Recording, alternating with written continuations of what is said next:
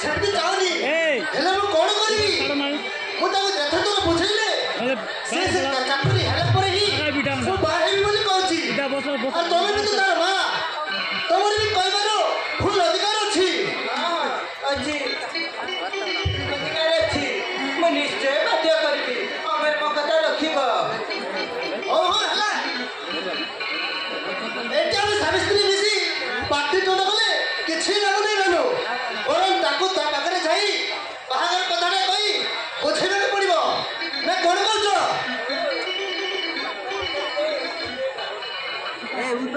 ହଉ ଠିକ ଅଛି ମାନୁ ତାହେଲେ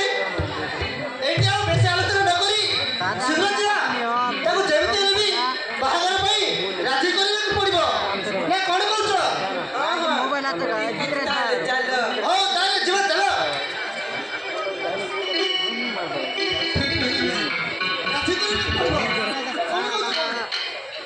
ଏ ଘରର ବଡ଼ ପୁଅ ଏମିତି ଯଦି ପାଠ ସାଠ ପଢ଼ି ଖାଲିଧାରେ ବୁଲିଥାଇବ ତାହେଲେ ତା ଭବିଷ୍ୟତରେ କ'ଣ କରିବ ନା କ'ଣ କହୁଛ ମାନୁ ତମେ ଠିକ କହୁଛ